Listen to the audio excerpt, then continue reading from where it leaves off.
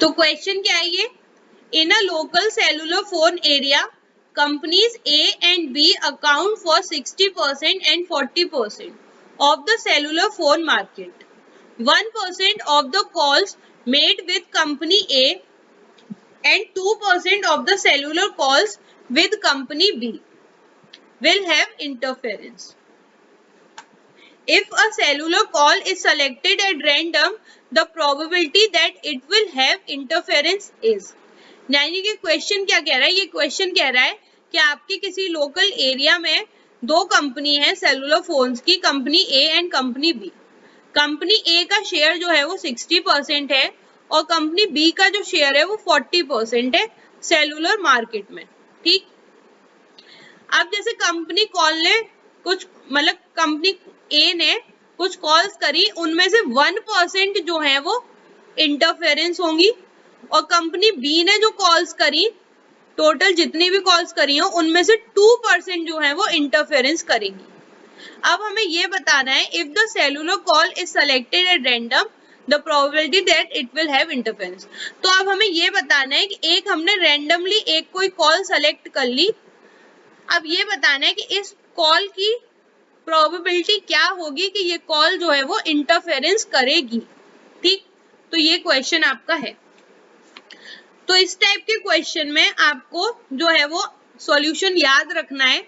तो वो सॉल्यूशन आपका क्या है, ये वेटेड प्रोबेबिलिटी का क्वेश्चन है और इसकी जो लैंग्वेज है आपके एग्जाम में या तो एज इट इज यही आएगा, सिर्फ डिजिट जो है वो चेंज कर दी जाएंगी, बाकी लैंग्वेज जो है वो चेंज नहीं होगी इसकी। ठीक, तो ये आप सॉल्यूशन आप याद रखिएगा। सॉल्यूशन क्या है आपका वो मैं लिख देती हूँ। इसमें हमें क्या करना है, प्रोबेबिलिटी विद मार्केट शेयर निकालनी है। ठीक, यानी कि इसमें हमें प्रोबेबिलिटी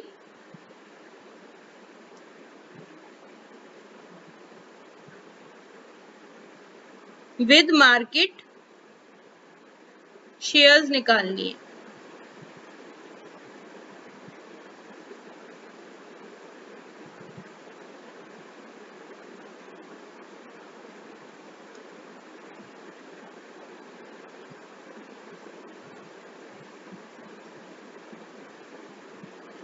और फिर क्या करना है, फिर उनको ऐड करना है। ठीक, देन ऐड, फिर उनको ऐड कर देना है। तो ए का निकाल लेते हैं।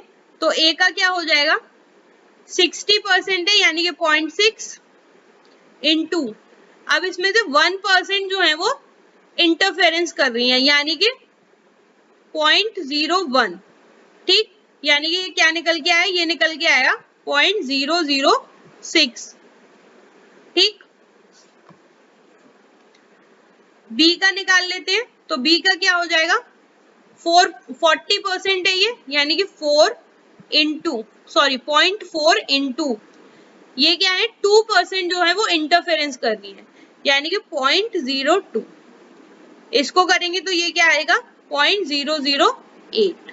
अब क्या करना है, इनको जो है वो ऐड कर देना है यानी कि 0.006 प्लस 0.008 ये क्या आएगा आपका 0.014 और यही जो है वो आपका आंसर हो जाएगा यानी कि ऑप्शन ए।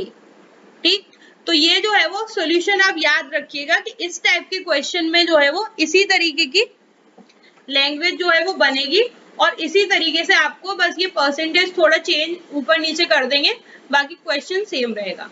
इसमें थोड़ा मॉडिफिकेशन एग्जामिनर ये कर सकता है कि यहाँ पे अभी 2 कंपनीज दे रखी हैं, एग्जाम में हो सकता है आपको 3 कंपनीज दे दें और उनके मार्केट शेयर दे दें।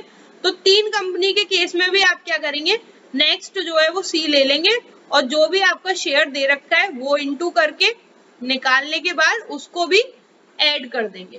ठीक, तो कंपनीज आपको कितनी भी दे रखी हो आपको प्रोसेस यही करना है कि पहले मार्केट शेयर निकालना है और फिर उसको ऐड कर देना है और जो ऐड करके आपका आंसर आएगा वही आपका फाइनल आंसर होगा। ठीक,